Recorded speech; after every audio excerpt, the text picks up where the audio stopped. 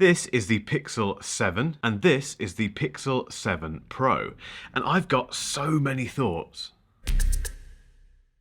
My first ever Pixel phone was the Pixel 4a, and more recently I got my hands on the Pixel 6a. These are fantastic budget phones with my favourite smartphone camera inside, but I've never owned or used the regular Pixel phones. So when Google got in touch and said, do you fancy reviewing the Pixel 7 Pro and the Pixel 7, I jumped at the chance. And as it turns out, these phones are a bit of a revelation. So I think one of the most interesting things about these two phones is their pricing and positioning. The regular Pixel 7 costs $599. That's for the 128GB version. The maximum you'll spend on this phone is $699 for 256GB. Now by comparison, the iPhone 14 starts at $799. That's quite a difference. The Pixel 7 Pro is similar, so this phone is pretty much the same in terms of dimensions and, let's be completely honest, specs as the iPhone 14 Pro Max. But this starts at $899 for 128GB, and the maximum you'll spend on it is $1,099 for 512GB. The iPhone 14 Pro Max, on the other hand, starts at $1,099 for 128GB and gets an awful lot more expensive the more you increase the storage. So these are very well priced phones. They feel very iPhone-like in terms of their design and the quality of the materials used. They both have this very nice aluminium camera housing. They're both IP68 water and dust resistant. In fact, the only difference in the materials used between these two phones is this polished frame around the Pro version. Apart from that, they feel incredibly similar. There are some other differences. The Pro has a 5000 mAh battery, which is slightly bigger than the regular 7. The displays are different. I'll explain why in a bit. The regular 7 comes with 8GB of RAM and the 7 Pro comes with 12GB of RAM. But they both have the same brand new Google chip in here, which is the Tensor G2. And the cameras are pretty much the same, apart from the fact that the Pro has a telephoto. Aside from that, they both have the same 50 megapixel standard lens and 12 megapixel ultra wide. So they're incredibly similar phones on the face of it, and they are both very well priced. But that does make it pretty difficult to choose between the two of them. So we'll start with some of the obvious comparisons with these. Firstly, biometric security. Now these both have the exact same biometric security. They both have a fingerprint reader and also facial recognition. Now firstly, the fingerprint reader is very quick. No problems with that whatsoever. It wasn't great on the 6 and the 6A. I experienced that myself on the 6A.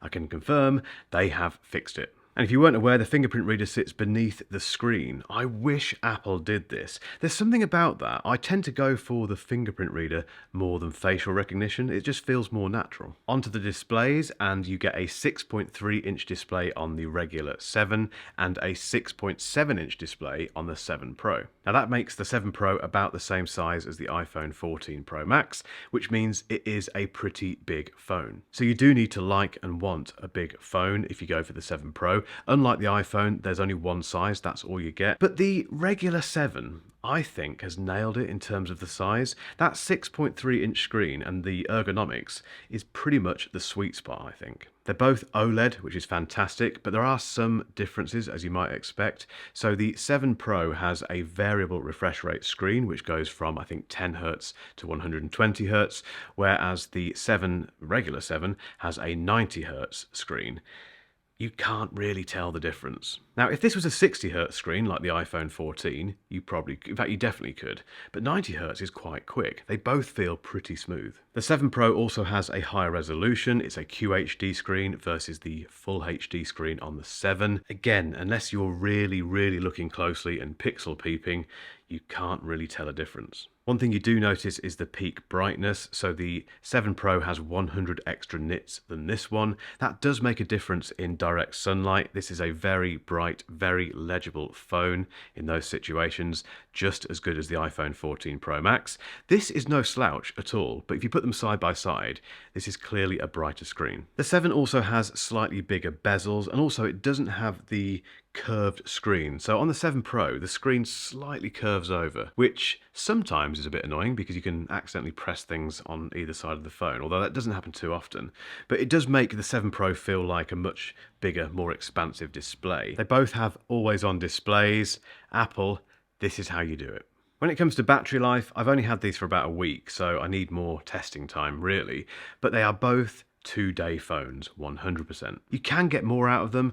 Google says that you can get up to 72 hours out of both of these on the super mega saving battery mode. I've not tested that yet, but that's nice to know if you need it in a pinch. But there's one aspect of these phones that I am desperate to dig into, and that is the camera system. And I think, rather than walk around my hometown or around this studio and take photos of things you've seen already, let's go to London.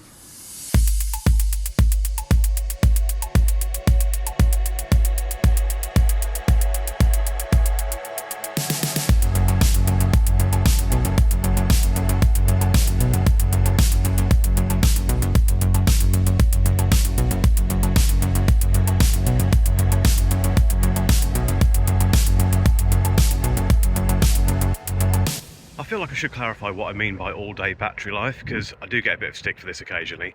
All-day battery life for me is when I'm using the phone regularly, basically. So if I'm just using it to take phone calls, check messages, use the internet occasionally. Obviously, if you're shooting video all day, taking photos all day, playing games all day, you're not going to get 2 days out of a phone like this. Although ironically, today will be quite a test for these two phones, because I'll be doing quite a lot of photos, video, all that sort of stuff. So let's see how they last. Just a quick note on the design. They are fingerprint magnets, particularly if you go for the dark colour like the obsidian. You can't see them quite as much on the lighter colours like this hazel version, and you can also get both of these in snow, which is basically white. But they do look good.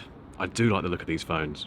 So a bit more about the cameras on these two phones. They both have the same standard zoom lens, which is a 50 megapixel 25mm lens with an f1.9 aperture. They both have that ultra wide 12 megapixel with an f2.2 aperture, but the Pro has a 120mm telephoto with a 48 megapixel sensor. And it's that can do that crazy 30x zoom. But the thing to bear in mind is that both of these cameras share that same main sensor. So most of the photos that you're seeing now from London are pretty much the exact same on both cameras. It's only when you dig into that zoom capability and the macro that the Pro starts to pull ahead. But the really impressive thing about the Google Pixel series is that they both have all the clever software smarts that Google builds into its camera system. So they can both do photo unblur, they can both do night sight, portrait mode, super res zoom, and motion autofocus. And it's the same thing for the video specs as well. They can both shoot 4K at 30 to 60 frames per second, and they have 10-bit HDR.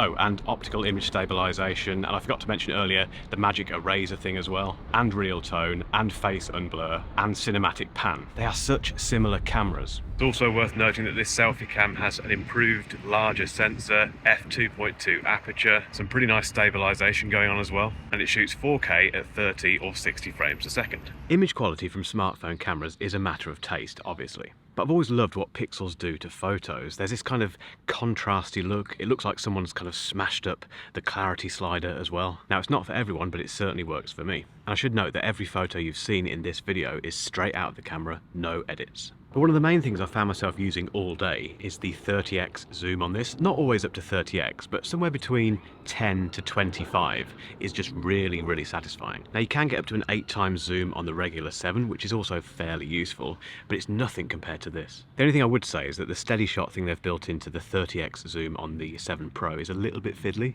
It's almost too steady in a way. You have to really stay still to get the photo you want.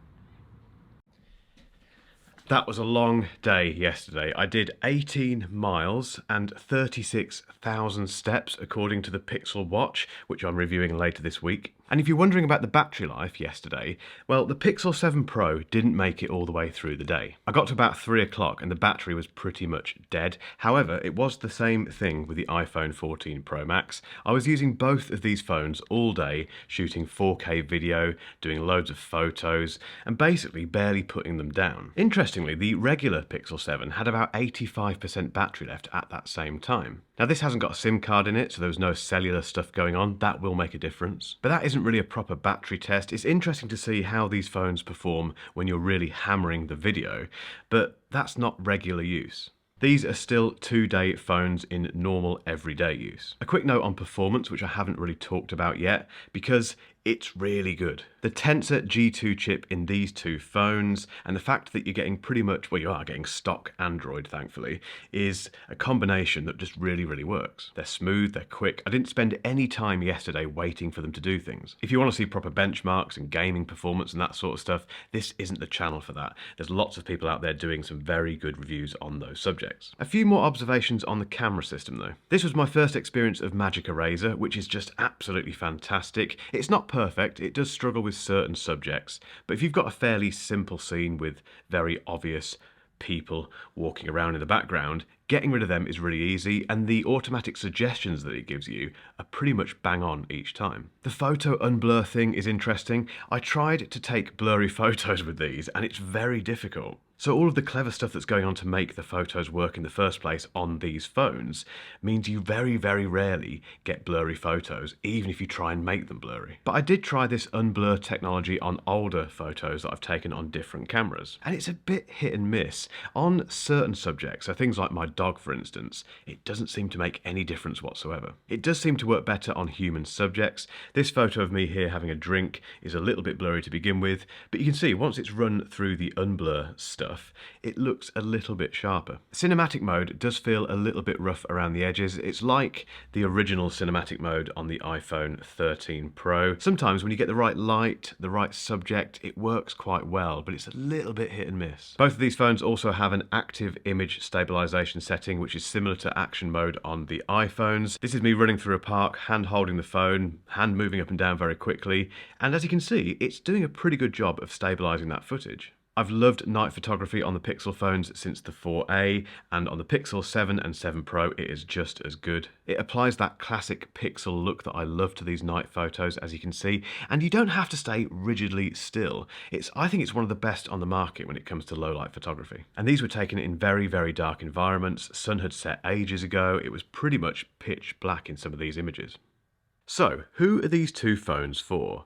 I think it's quite simple actually. If you want the absolute best Android experience without any compromises, just get yourself the Pixel 7 Pro. This is an absolutely stonking phone, I love it. But if you're not that bothered about top specs and you just want to know how good a $599 Android phone can be, get yourself the regular 7. There's no difference in performance between these two. They both have the same camera bar the telephoto and the macro stuff on the Pro, and they have the purest Android experience you're going to find. The Pro is just for people who want the absolute best and who want a bigger phone. But I still think the size of the 7 is the real sweet spot for smartphones. And if you want to spend even less, get yourself the 6a. It's the same pure Android experience. It's got a great camera. The 60Hz screen thing doesn't matter, particularly at this price. It's an absolute bargain. I'm going to spend a lot more time with these phones. A follow-up review will be coming in a couple of weeks. I'm also going to compare the 7 Pro against the iPhone 14 Pro Max. And yes, this Friday my review of the Pixel Watch will arrive. So to avoid missing any of that, make sure you subscribe, hit the bell, and if you've enjoyed this video,